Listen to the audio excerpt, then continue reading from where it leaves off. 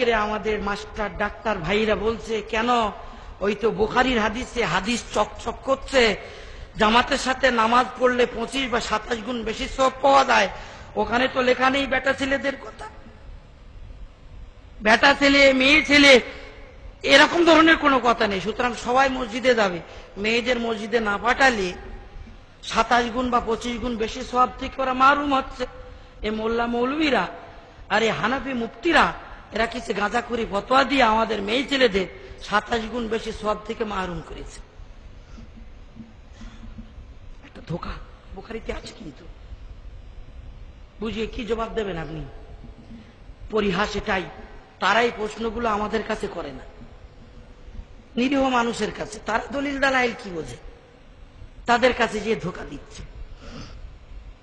আমি আপনাদের কাছে প্রশ্ন করি, যদি আমাদের প্রত্যেক মসজিদে নবী আকরাম সাল্লাল্লাহু আলাইহি সাল্লামের জামানার মতো মেয়ে ছেলেদের মসজিদে এসে নামাজ পড়ার ব্যবস্থা করা হয়, বেটা ছেলেরা থাকবে সামনে, বাচ্চারা থাকবে পিছনে, আর মেয়ে ছেলেরা থাকবে সামনে, সাইডে বাইডে না। কিন্তু রাসূল সাল্লাল্লাহু আলাইহি সাল্লামের জামানায় এইভাবে নামাজ হতো, বেটা ছেলেরা সামনে, তারপরে বাচ্চারা, তারপরে মেয়ে ছেলেরা। যদি এইভাবে যুবতী, অর্ধ যুবতী, বৃদ্ধা এদের সব মসজিদে আসতে ব্যবস্থা করা হয়, আমাদের যুবক ছেলেরা নামাজ কাজা করবে? কিছু মনে করেন না যেন, বিষয়টা আমি খুলেই বলবো। ভালো হয় না এটা? যদি এইভাবে ব্যবস্থাটা হয় তাহলে যুবকদের নামাজও কাজা হবে না। তো এটা করছিলি কেন? আমার আহলে হাদিস ভাইদের উপরে আমার দুঃখ এটাই, তারা যদি মেয়ে ছেলেদের মসজিদে আনার হাদিসের উপরে আমল করেন, তাহলে এইভাবে কেন মেয়ে ছেলেদের আনছেন না যে সামনে বেটা ছেলেরা, তারপরে বাচ্চারা, আর পিছনে মেয়ে ছেলেরা? যেসব মসজিদে আহলে হাদিস ভাইয়েরা মেয়ে ছেলেদের মসজিদে আসার কথা বলেন, মেয়ে ছেলেদের আলাদা এক সাইডে করে দিচ্ছে। আমি প্রশ্ন করছি, আমার রাসূলের জামানায় মেয়েদের আলাদা এক সাইডে নামাজের ব্যবস্থা ছিল, এটা কোথায় আছে? যদি আমল করতে হয়, হয় হানাফি তরিকায় ওদের বন্ধ করা হোক, অন্যথায় হাদিসের তরিকায় বেটা ছেলেরা আগে, তারপরে মেয়ে ছেলেরা, না বাচ্চারা, তারপরে মেয়ে ছেলেরা পিছনে দাঁড়া, সাইডে চলে যাবে কেন? বুঝে আসেনি? ওদের প্রশ্ন করবেন, যদি মেয়ে ছেলেদের হাদিস মোতাবেক আনতেই হয় তাহলে পুরোপুরি হাদিস মানা হোক, হাফ মানবো কেন? ওই সাইডের দিকে ওদের করে দিয়েছে, ওদের ঢোকার রাস্তা আলাদা, নামাজের রাস্তা। আল্লাহর হাবিবের জামানা ওটা ছিল না, ওটা বেদাত। হ্যাঁ, হানাফিদের মেয়ে ছেলেদের মসজিদে আসতে দেওয়া না আসতে দেওয়া এটা যদি বিদআত হয়, তাহলে মেয়েদের আলাদা ব্যবস্থা করা, সাইডে করে দেওয়া, তাদের রাস্তা আলাদা, তাদের নামাজের ব্যবস্থা আলাদা, মসজিদের একদম এক সাইডে, এটাও বিদআত। হাদিসের কোনো প্রমাণ নেই, চ্যালেঞ্জ করে বলে গেলাম। আমল করুন সহিহ হাদিসের উপরে, হাবিবের জামানার মতো আমল করুন। রাসূল সাল্লাল্লাহু আলাইহি সাল্লামের জামানার পরে উমর রাদিয়াল্লাহু তাআলা আনহু জামানা এলো, বললেন দেখো আল্লাহর হাবিব চলে গেছেন, দিনের বেলার ফতোয়া আলাদা, রাতের বেলার ফতোয়া আলাদা। সূর্য ডুবে গেছে, হাঁস মুরগি বাইরে ঘোরাফেরা করছিল, বাড়ির মেয়ে ছেলেরা হাঁস মুরগি রাখার ঘরে, আমাদের দিকে ঢোপ বলা হয়, জানি না দিকে কি বলে, খোলা, কোল্লা, হাঁস মুরগি ভিতরে আনার চেষ্টা করছে। হাঁস মুরগিরা বলছে ইনকিলাব জিন্দাবাদ, ইনকিলাব জিন্দাবাদ, মানছি না, মানবো না, দিনের বেলায় ঘুরে বেড়াচ্ছিলাম, এখন কেন আমাদের মাগরিবের আজান হলে ঢুকতে বলা হচ্ছে, আমরা মানছি না, মানবো না। আন্দোলন গড়ে তুলল। বুঝে আসবে কখন? একটুখানি অন্ধকার হলে, মাগরিবের সময় ঢুকছে না, একটু অন্ধকার হলে শিয়াল বা হেই বিড়াল, বনে যেয়ে বন বিড়াল হয়েছে, বন বিড়াল যখন এসে নিয়ে যাবে, তখনই বুঝিয়ে আসবে যে কেন ঢুকতে বলছিল। ভুল বলছি? হযরত উমরের জামানা মেয়ে ছেলেদের মসজিদে আসতে সাহাবায়ে কেরাম মাশওয়ারা করে, ইজমা করে নিষেধ করে দিলেন না। আল্লাহর হাবিব যতদিন আমাদের মাঝে তাশরীফ ফরমা ছিলেন, দিন 12টা ছিল, তখনকার ব্যাপার আলাদা। আজ তিনি যখন চলে গেছেন, মাগরিবের আযান হয়ে গেছে, এবার ঢোকো ভিতরে, আর মসজিদে আসতে হবে না। তখন হাঁস মুরগির আন্দোলন গড়ে তুললো, মানছি না, মানবো না, ওমরের ফতোয়া, সাহাবাদের ইজমা, মানছি না, মানবো না। মানে মেয়ে ছেলে সাহাবারা আন্দোলন করলেন আল্লাহর হাবিবের জামানায়। আমরা যেমন খোলাখুলি মসজিদেতে নামাজ পড়তাম, আজ ওমর ফারুকের জামানা কেন কিয়ামত পর্যন্ত আমরা এইভাবে মসজিদে এসে নামাজ পড়বো? মেয়ে ছেলেদের আন্দোলন। তবে আন্দোলন করতে গেলে ইমাম চাই, নেতা নেত্রী চাই। খুঁজলেন মমতা বন্দ্যোপাধ্যায়কে কোথায় পাওয়া যায়। আম্মাজান হযরত আয়েশা সিদ্দিকা রাদিয়াল্লাহু তাআলা আনহার কাছে গেলেন। আম্মাজান, রাসূল বলেছেন, যদি সমস্ত নারী জগতের এলেম এক পাল্লায় রাখা হয় আর আমার আয়েশাতুল হুমায়রার এলেমটা আরেক পাল্লায় রাখা হয়, আমার আয়েশার এলেমটা বেশি হয়ে যাবে। বলেন সুবহানাল্লাহ। আম্মাজান, আল্লাহর হাবিব বলেছিলেন, খুযু নিসফা দীনিকুম আন আয়েশাতুল হুমায়রা, আমার লাল পাখি আয়েশার থেকে তোমাদের ধর্মের অর্ধেক এলেমটা নিও। আম্মাজান, আল্লাহর হাবিব ধর্মের অর্ধেক এলেম আপনাকে দিয়ে গেছেন, আপনি আসুন, পতাকা ধরুন, আন্দোলন গড়ে তুলুন। বেটা ছেলেরা মসজিদে আসতে দিচ্ছিল না, নারায়ে তাকবীর, আল্লাহু আকবার, মানছি না, মানবো না, ইনকিলাব জিন্দাবাদ, আমরা মসজিদে নববীতে আসবো। শুনছেন হযরত আয়েশা সিদ্দিকা তখন কি বলেছিলেন? বুখারী শরীফে বাংলা অনুবাদ করা বুখারীতে এটাও লেখা আছে। হযরত আয়েশা সিদ্দিকা কি বলেছিলেন? বুখারীতে লেখা আছে, মুসলিমে লেখা আছে, তিরমিজিতে লেখা আছে, আবু দাউদে লেখা আছে। ইমাম বুখারীর উস্তাদ ইমাম ইবনে আবি শাইবা নিজের মুসান্নাফ কিতাবে লিখেছেন, 5টি কিতাবে লেখা আছে। হযরত আয়েশা সিদ্দিকা তখন বলেছিলেন, নেতৃত্ব দেবেন না। ও নারী জগৎ, রাসূল আমার চলে গেছেন, তোমাদের হালাত পাল্টে গেছে, যুগ বদলে গেছে। আজ যদি আল্লাহর হাবিব তোমাদের মাঝে তশরিফ ফরমা হতেন, তাহলে অবশ্যই নারী জগৎকে মসজিদে আসতে সম্পূর্ণ নিষেধ করে দিতেন, যেমন বনী ইসরাঈলের মেয়ে ছেলেদের নিষেধ করে দেওয়া হয়েছিল। সুতরাং আমি তোমাদের আন্দোলনে শরীক হতে পারবো না। বুঝে এলো? সাহাবাদের ইজমা, আয়েশা সিদ্দিকার সমর্থন, নারী জগতের সর্দারনি। গোটা নারী জগতের ইলম এক সাইডে রাখুন, আয়েশাতুল হুমায়রার ইলম আরেক পাল্লায় রাখুন। হযরত আয়েশা সিদ্দিকার পাল্লা ভারী হবে। সেই আয়েশা সিদ্দিকা আন্দোলনের শরীক হলেন। উনি বলেন, ঠিক আছে, ফতোয়া ঠিকই আছে, নারীদের আর মসজিদে যাওয়ার অবকাশ নেই। ভালো করে শুনবেন, আমি টাচ দিয়ে চলে যাই। আমার এই ইমাম মানব কেন কিতাব? 4 মাযহাবের নির্দিষ্ট একটা মাযহাব কেন মানতে হবে, তার বিশদ বিবরণীর জন্য দ্রষ্টব্য হানাফি কেল্লা কিতাব, 222টি কিতাবের নির্যাস,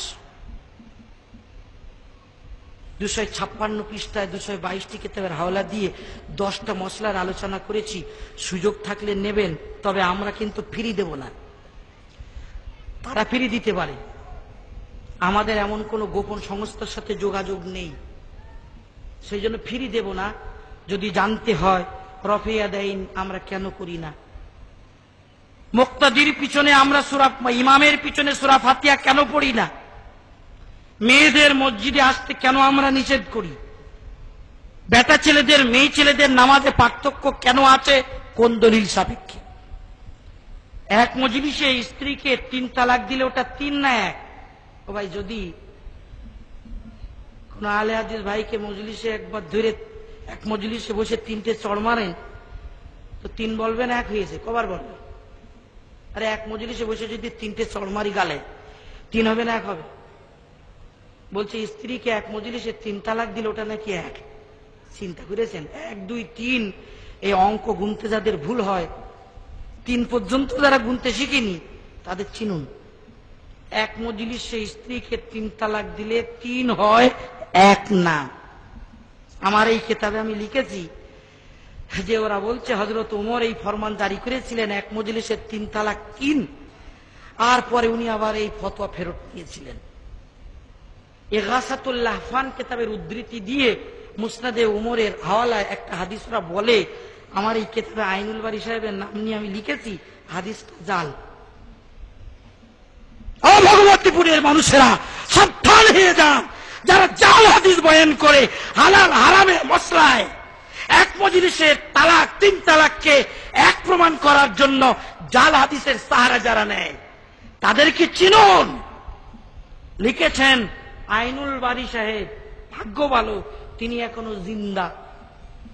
তার বিরুদ্ধে এক কলম এতে লিখেছি, যদি তার ভক্তরা আমার আওয়াজ শোনেন বা তিনি নিজে আমার আওয়াজ যদি শোনেন তাহলে বিষয়টা আবার নতুন ভাবে ভেবে দেখুন। জাল হাদিস, জয়ীফ নয়, জাল হাদিস, মিথ্যা হাদিসের সারা নিয়ে তা এক মজলিসে 3 তালাককে এক প্রমাণ করার চেষ্টা করেছেন। তেমনি আমার এই কিতাবে আলোচনা করা আছে তারাবি নামাজ, ওটা 20 রাকাত না 8 রাকাত। অবাক হবেন, আমরা আমাদের দিনাজপুরের বাহাসেদের বলেছিলাম যে আজ থেকে 100 থেকে 150 বছর আলে হাদিসদের বয়স, 150 বছর আগে এরা ছিল না। আলে হাদিস শব্দটা ছিল, কিন্তু ইংরেজ সরকারের কাছ থেকে বরাদ্দ করে নিজেদের জন্য সুন্দরী নামটা নিয়ে নিয়েছে। আমরা সত্যি সত্যি পোস্টমর্টেম করে দেখছি যে এমন দানাদার যাতে দানা নেই, বা এমন বেদানা যেটা দানায় ভরা, মানে কাজের সঙ্গে নামের মিল হচ্ছে না। তো এদের 100 থেকে 150 বছর আগে অস্তিত্ব ছিল না। আমি দায়িত্ব নিয়ে দিনাজপুরের বাহাসে বলেছিলাম যে আজ থেকে 150 বছর আগের কোন ইমাম, কোন মুহাদ্দিস, কোন মুফতি 8 রাকাত তারাবি পড়েছেন বা 8 রাকাত তারাবি আছে বলে এই শব্দটা উচ্চারণ করেছেন দেখান তো। আরবের বাইরে পৃথিবীর কোন জায়গায় কোন মসজিদে 8 রাকাত তারাবি পড়া গিয়েছে 150 বছর আগে দেখান তো? নেই। তাহলে জুমা 8 দিন যে জিনিসের জন্ম, সেই জিনিসের পিছনে যাবেন না, যেটা শুরু থেকে চলছে তা অনুসরণ করুন, এটাই হচ্ছে সঠিক জিনিস। আমার এই কিতাবে আলোচনা করা আছে এজমা কিয়াস কেন মানতে হবে। 4 খলিফার আমল বেদাত নয়, ওটা সুন্নত। জয়ীফ হাদিস যদি হয় তা থেকে শরিয়াতের কি মসলা মাসাইল বার করা যায়, আমার এই কিতাবে তার আলোচনা করা আছে। কিতাব রাখবেন যদি সুযোগ হয়, 70 টাকা দাম। তেমনি একটা ফতোয়ার কিতাব আছে, রাখবেন। শবে বরাতের কিতাব আছে, তাবলীগের একটা কিতাব আছে, সুযোগ হলেও সামনে গাড়ি আছে, গুলো রাখবেন। কিতাবগুলো বাড়িতে থাকলে আমি আপনার বাড়িতে আছি। প্রতিটি কিতাবে ফোন নম্বর দেওয়া আছে, সময় লেখা আছে, সময়ের পাবন্দির সাথে যোগাযোগ করবেন। মসলা মাসাইল, ফতোয়া, ফারাইজে বা যা বলে যাচ্ছি এর পিছনে পর্যালোচনা কিছু থাকলে যোগাযোগ করবেন। আমি চলে যাব, তবে আপনাদের কাছেই থাকবো। যাওয়ার মতো যাচ্ছি না, গেলেও আপনাদের কাছে আছি। ডাক্তার জাকির নায়েক ইন্টারনেটের মাধ্যমে মোবাইলের নতুন আবার মেমোরি মানুষের কাছে দিয়ে হর রকমে রাতারাতি, যখন আমরা তাহাজ্জুদে ব্যস্ত, সেই সময় মানুষের ব্রেন তৈরি করছে। এই দেখো বুখারীতে, মুসলিমে, সহিহ হাদিসে, সহিহ হাদিস ছাড়া আর কিছু মানা যাবে না। এগুলো ধোঁকা ছাড়া আর কিছু নয়। রাসূল সাল্লাল্লাহু আলাইহি সাল্লাম বুখারী শরীফের হাদিসে বলেছেন, কিয়ামতের আগে এমন একটা জামানা আসবে, সেই জামানায় একটা কওম পয়দা হবে, তারা কোরআন পড়বে, কোরআন গলার নিচে আসবে না। আবু সাঈদ খুদরি রাদিয়াল্লাহু তাআলা আনহু থেকে বর্ণিত হাদিস কি, উলামায়ে কেরাম খাওয়ারিজ সম্প্রদায়ের মানুষকে এই হাদিসের নিশানা বলে ব্যাখ্যা দিয়েছেন।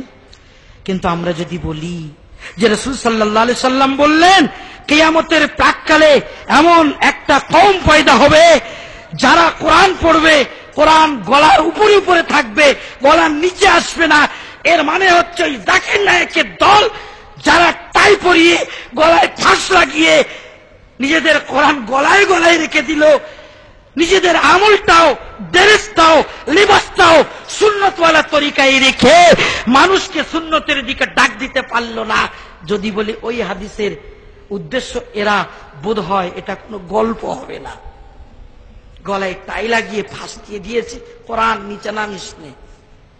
কেন জানেন না? টাই ইংরেজরা পরে। আপনি ইসলামী পণ্ডিত, আপনার ছবি দেখে হাজার হাজার মানুষ পাগল হয়ে আপনার বাকপটুতায়, বাগ্মিতায় নিজেদেরকে হারিয়ে ফেলে আপনার ছোট্ট থেকে ছোট্ট জিনিসও তারা ফলো করবে। আপনি টাই পরার পরিবেশ তৈরি করতে চাইছেন, আপনি প্যান্ট শার্টের পরিবেশ তৈরি করতে চাইছেন, বুঝুন সহজ ব্যাপার। তার ছবিটা দেখে নেন, যদি গলা থেকে কেটে মাথা এক সাইডে ফেলা হয়, ধর এক সাইডে ফেলা হয়, দেখবেন প্যান্ট পরা, শার্ট গায়ে, টাই গলায়, এই গলার থেকে নিচে নিচে লাশটা দেখে মনে করবেন মুসলিম না খ্রিস্টান। কি মনে করবেন? জাকির ভাইয়ের সাথে আমার কোনো বংশগত বা জমি জায়গা টাকা পয়সার কোন রকমের মতনৈক্য নেই যে আমি তার বিরুদ্ধে বেশি কিছু বলতে চাই। তবে সব থেকে বড় জিনিস, যারা কোরআনের দুশমন, যারা হাদিসের দুশমন, আমরা তাদের দুশমন। বলুন ইনশাআল্লাহ। কোরআন হাদিসের দুশমন যারা, আমরা তাদের সাথে একমত নই। কোরআনের ব্যানারে, হাদিসের ব্যানারে কোরআনের অপব্যাখ্যা, হাদিসের অপব্যাখ্যা আমরা কখনোই মানতে রাজি নই। উম্মত পাগল হয়েছে। মেটিয়া বুরুজ থেকে সেদিন একজন আমাকে ফোন করছেন, হুজুর যদি কোরআন হাদিসের বাইরে কাউকে মানতে হয় তাহলে আবু হানিফাকে না মেনে জাকির নায়েককে মানবো। আমি বললাম অবাক কাণ্ড, অবাক কাণ্ড। ধর্মের কি বুঝেছে? আল্লাহ সুবহানাহু ওয়া তাআলা চোখে আঙুল দিয়ে দেখিয়ে দিচ্ছেন টাই পরা প্যান্ট শার্টওয়ালা, যার অর্ধেক খ্রিস্টান আর অর্ধেক মুসলমান। সেই রকম মানুষের বাগ্মিতায়, বাকপটুতায় পাগল হইও না। তার নামে ডাক্তার শব্দটা ভুলে যেও না। আর লক্ষ লক্ষ মুহাদ্দিস, মুফাসসির, ফুকাহা তাদের মুখে চুনকালি দিয়ে তাদের মতপথকে ছেড়ে দিয়ে জুমা 8 দিন হলো নতুন ভাবে পেশ করতে চাইছে। 8 টাকার তারাবি পড়লে হয়ে যাবে, বুকের উপরে হাত বাঁধলে হয়ে যাবে। আত্মাহিত্যতে বসে কাঠবিড়ালি লেজের মতো আঙুল হেলাচ্ছে, বলছে হাদিসে আছে। অপেক্ষা করুন, এই হানাফি কেল্লার 2য় খণ্ড 1 মাসও সময় যাবে না। আল্লাহ চাইলে আপনাদের হাতে তুলে দিতে পারবো। এই হানাফি কেল্লার 2য় খণ্ডের 10টি মশলার প্রথম মশলাতে আলোচনা করা হয়েছে বুকে হাত বাঁধার কোন সহিহ হাদিস নেই, অত্যন্ত দুর্বল হাদিস, তার উপর ওরা আমল করে, অস্বীকার করার উপায় নেই। রিজাল শাস্ত্রের জনক আল্লামা ইবনে হাজার, তিনি 4 মাযহাবের অন্তর্ভুক্ত। ইমাম যাহাবী, তিনি 4 মাযহাবের অন্যতম ব্যক্তি। যারা মুহাদ্দিসিন, মুফাসসিরিন, যাদের উসুল নিয়ে রিজাল শাস্ত্রের কষ্টিপাত্রে যাচাই করবেন, এরা সব 4 মাযহাবের মানুষ। আর এখন বলছে যে আমরা এদের কারোর নামে নতুন করে আলাদা মসজিদ তৈরি করতে চাই। সবাই যেদিকে গেছেন সেদিকে যাবেন, 1500 বছর পরে যে নতুন মতপথ চালিয়েছে তাতে যাবেন। চিন্তা করার দায়িত্ব আপনাদের থাকলো। অনেক রকমের যুক্তি দিয়ে নতুন নতুন মশলা খাড়া করছে। আমি আপনাদেরকে বলবো যে আপনারা আহলে সুন্নাত ওয়াল জামাতের উলামাদের খেয়াল করবেন, যাদের মাথায় টুপি, মুখে দাড়ি, মাথায় পাগড়ি, সুন্নতওয়ালা দেশ, যাদের 5 ওয়াক্ত নামাজের পাবন, যাদের দেখলে আল্লাহ ইয়াদ আসে, যারা ইমান ইসলামের প্রতিমূর্তি, এই ধরনের মানুষদের কথা ফলো করবেন। পক্ষান্তরে যারা নিজেদেরকে ইংরেজ সেজে মানুষকে ধোঁকা দিতে চায় তাদের থেকে সাবধান হবেন। যুক্তিতে ভুলবেন না। যুক্তি দিয়ে বুঝাচ্ছে শুক্রবারের খুতবা বাংলায় দিলে হয়ে যাবে, বরং বাংলায় দেওয়াটা ভালো। খুতবা মানে বক্তৃতা। বক্তৃতা আপনারা কি সব আরবের মানুষ নাকি? আরে ভাই, বাংলা, বাঙালি, বাংলায় যদি খুতবা বক্তৃতা দেয় সবাই বুঝবে, তাহলে কেন আরবিতে দিতে হবে? কত সুন্দর বুঝে এলো। কিন্তু ও পান্তা ভাত মানে জল ভাতের মতো হাম করে গেলে নিলেন, হবে না। তিনি এই যুক্তি পেশ করেছেন টিভির চ্যানেলে। সকালে উঠে আমাকে বলছে, হুজুর জাকির নায়েক কি সুন্দর কথা বলে। কেন? বলছে জুমার খুতবা তো বাংলাতেও দিলে হয়, আমাদের এরা সব আরবিতে বলে, কি বলে কিছু বুঝে আসে না। সুন্দর যুক্তি দিয়েছে, বুঝে এসে গেছে। জাকির নায়েক এটাও না বলুন যে আযান মানে আহ্বান, আযান মানে ডাকা, আযান মানে এলান। কি জন্য ডাকছি, কি বিজ্ঞপ্তি, কি এলান, ওটাও তো বোঝা দরকার। তাহলে আযানটা আরবিতে হবে না বাংলায় হবে? আরে আল্লাহ তাআলা আরশ থেকে কোরআন পাঠিয়েছেন, কোরআন তো বোঝার জন্য। আরে আমরা যে কিতাব ফলো করে চলবো ওটা কোরআন তো। বাল হুয়া কুরআনুম মাজিদ ফি লাওহিম মাহফুজ, বাংলাদেশের জন্য না। তাহলে এক আরবি ভাষায় নাজিল হয়ে সেটা আবার 7 রকম করা হলো। উনজিলাল কোরআন আলা সাবাতি আরুফ, 7 রকম না করে বাংলায় হতো। ইংরেজিতে হতো, উর্দুতে হতো, আরবিতে হতো, ল্যাটিনি ভাষায় হতো, বিখ্যাত বিখ্যাত ভাষাগুলোই হতো, আমরা বসতাম। হয়নি কেন? এসব যুক্তি এখন ১,৫০০ বছরের উলামা, তালামা, সালাহা, মুফাসসিরিন, মুহাদ্দিসিন, বুজুর্গানে দ্বীন আরবিতে খুতবা দিয়েছেন। সুতরাং ও জাকির ভাই, আপনি যদি নিজেকে সালাফি বলেন, সালাফে সালেহীন বিগত বুজুর্গানে দ্বীনের জীবনীকে অনুসরণ করে আরবিতেই খুতবা দেবেন, ইংরেজিতে নয়, উর্দুতে নয়, বাংলাতে নয়। খুতবাকে হাদিসে বলা হচ্ছে 2 রাকাত নামাজের কায়েম মোকাম। মানে যেমন জোহরের নামাজ 4 রাকাত ফরজ নামাজ, জুমার ফরজটাও 4 রাকাত, কিন্তু 2 রাকাতের জায়গায় 2টো খুতবা আর 2 রাকাত নামাজ। মুসান্নাফ ইবনে আবি শাইবায় হযরত ওমর রাদিয়াল্লাহু তাআলা আনহুর হাদিস। নামাজ বাংলায় হবে? ও তাহলে নামাজের জায়গায় খুতবা, ওটা কেন বাংলায় হবে? ওটা কেন উর্দু ইংরেজিতে হবে? বুঝে আসে না? তাহলে ডাক্তার হয়ে মুফতির পাঠ করছেন, ভুল হচ্ছে। যদি নিজের মেধার উপরে, ব্রেনের উপরে গর্ব থাকে, নির্ভরশীল হন, চলে যান পিজি হাসপাতালে, চলে যান ভেলোরে, ডাক্তারের কাজ করুন। আর যদি পারেন অমুসলিম ভাইদের কাছে ইমান ইসলামের ব্যাখ্যা রাখুন, কিন্তু মুফতির পদ নেবেন না, মুহাদ্দিসের পদ নেবেন না, মুফাসসিরের পদ নেবেন না, ভুল হবে। এই পর্যন্ত আজকের বক্তৃতা ইতি করছি। এরপরে আমাদের পাঁশকুড়া মাদ্রাসার শেখুল হাদিস হযরত মাওলানা মুফতি ইব্রাহিম সাহেব আসবেন। যোগ্য মানুষ, যোগ্য মুফতি, যোগ্য মুহাদ্দিস শেখুল হাদিস। শেখুল হাদিস মানে হাদিসের জ্ঞান বৃদ্ধ, মানে হাদিস পড়িয়ে পড়িয়ে পাকা হয়ে গেছে, জুয়েল মাল, একে বলে শেখুল হাদিস। গোটা জীবন হাদিস পড়ে পড়িয়ে দাড়ি পেকে গেল, চুল পেকে গেল, এরা হলো শেখুল হাদিস। আসবেন। তারাবি সম্পর্কে হুজুরের বই আছে, লেখার পরে জোঁকে লবণ পড়লে যেমন যোগ গলে যায়, গলতে শুরু হয়েছিল, খুব লাফালাফি করে ওরা আবার একটা কিছু বলার চেষ্টা করলো, হুজুর আবার আচ্ছা করে দাঁত ভেঙে দিয়েছেন, জবাবেরও জবাব বার করেছেন। বইগুলো রাখার চেষ্টা করবেন, যুগ ফিতনা মোকাবেলায় চলে আসুন। আর এই অর্ধেক বক্তৃতা শুনে চলে যাবেন না, শেষে আসবেন হযরত আল্লামা আজিজুল হক কাসেমী সাহেব, পশ্চিমবঙ্গের ওই একজন আলেম যার সামনে কথা বলতে আমাদের বুকটা দূর দূর করে। অন্যায়ের বিরুদ্ধে, বাতিলের বিরুদ্ধে সারা জীবন সংগ্রাম করে যিনি নিজের জীবন যৌবনকে উৎসর্গ করলেন। আমি বহু স্টেজে বলি, আজকের যদি আল্লামা আজিজুল হক কাসেমী সাহেব যুবক হতেন, তাহলে এই মুফতি ইব্রাহিম সাহেব বা আমার মতো নাসির উদ্দিনের প্রয়োজন হতো না, একাই সব শেষ করে দিতেন।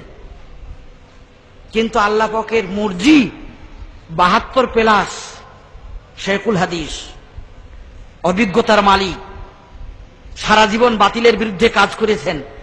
আর যুগ ফিতনা আহলে হাদিস রূপে যখন এসেছে, এই আল্লামা আজিজুল হক কাসেমী সাহেব তিনি বললেন যে ওঠো বাংলা উলামা, ওঠো, আমি আজিজুল হক কাসেমী চলে যাচ্ছি, উঠে দাঁড়াও। পশ্চিমবঙ্গের অলিগলিতে 10 জন আলেম চাই। আল্লামা আজিজুল হক কাসেমী সাহেবের বক্তব্য, 10 জন আলেম চাই যারা আহলে হাদিস মতবাদের বিরুদ্ধে অ্যাটম মিসাইল হয়ে, ড্রোন হয়ে বিস্ফোরণ ঘটিয়ে নিশ্চিত করবে, সঠিক মতবাদকে প্রতিষ্ঠিত করবে। এবং যে হানাফি কেল্লায় ইমাম বুখারীর দাদা হুজুর থেকে শাহলিউল্লাহ মুহাদ্দিস দেহলভী পর্যন্ত আশ্রয় নিয়েছেন, সেই হানাফি কেল্লার সংরক্ষণের জন্য, দ্বীন ইসলামকে সঠিকভাবে হেফাজতের জন্য 10 জন যোগ্য আলেম, মুহাদ্দিস, ফকি, শেখুল হাদিসের প্রয়োজন। আমরা একের পর এক সামনে এগিয়ে আসছি। ওদের আন্দোলন, ওদের চক্রান্ত, ওদের লেখনী, ওদের প্রচার মাকড়সার জালের মতো ছিঁড়ে গুড়ে তছনছ করা উলামায়ে হকের দায়িত্ব। আপনারা সাথে থাকুন, পাশে থাকুন, ধৈর্য ধারণ করুন, জানার বোঝার চেষ্টা করুন। উলামায়ে হক জেগে উঠেছেন, যুগ ফিতনা আপনাদের চোখে আঙুল দিয়ে দেখিয়ে যাবেন। আমি আপনাদের সম্মুখে বিক্ষিপ্তভাবে যে আলোচনা করলাম, হতে পারে আমার কথায় কারুর কিছু জানার বোঝার থাকবে, বা আমার কথার কিছু বলার, পর্যালোচনা করার, সমীক্ষার সুযোগ অবশ্যই আছে। আমি সব থেকে বড় আলিম কখনোই নই। ফাওকা কুল্লি জি ইলমিন আলিম ওমা উতীতুম মিনাল ইলমি ইল্লা কালিলা। অতি অতি কম নিয়ে ঘোরাফেরা করি। যদি কারুর কিছু বলার বা আলোচনা করার প্রয়োজন থাকে ফোনে যোগাযোগ করবেন। কিছুক্ষণ আমি থাকবো, বইপত্র যারা নেবেন গাড়ির কাছে চলে যাবেন, আর তারপরে ফোনে যোগাযোগ করবেন। আল্লাহ সুবহানাহু ওয়া তাআলা আমাদের সবাইকে আমল করার তৌফিক দান করুন। এবং আজ যে ফিতনার যুগ, উম্মত বিভিন্ন দলে বিভাজিত হচ্ছে, সঠিক মতপথের উপরে কায়েম থাকার তৌফিক আল্লাহ পাক দান করুন। ওয়া আখিরু দাওয়ানা আনিল হামদুলিল্লাহি রাব্বিল আলামিন। রব্বানা লা তুআখিযনা ইন নাসিনা ওয়া আখতানা সুবহানাকা লা ইলমা লানা ইল্লা মা আল্লামতানা ইন্নাকা আনতাল আলিমুল হাকিম। আমি একটু সালাম করব, আপনারা জবাব দেবেন। আসসালামু আলাইকুম। শুধু উপস্থিতি, এতক্ষণ পর্যন্ত আপনারা জনাব হযরত মাওলানা মুফতি নাসিরউদ্দিন চাঁদপুরি সাহেবের বক্তব্য শুনছিলেন। আলহামদুলিল্লাহ, আপনারা খুব মনোযোগ সহকারে শুনছিলেন। আর কিছুক্ষণ আপনাদের সময় নেব এবং পরিপূর্ণ হকটাকে, পরিপূর্ণ সত্যকে জেনে যাবেন। কিছু জায়গা সামনে ফাঁকা হয়ে গেছে, একটু নড়াচড়া করে বসলে অন্তরের মধ্যে আরো সতেজতা আসবে। আমাদের সম্মুখে জনাব হযরত মাওলানা মুফতি ইব্রাহিম সাহেব এসে গিয়েছেন এবং ওনারই বক্তব্য আমরা শুনবো। এবং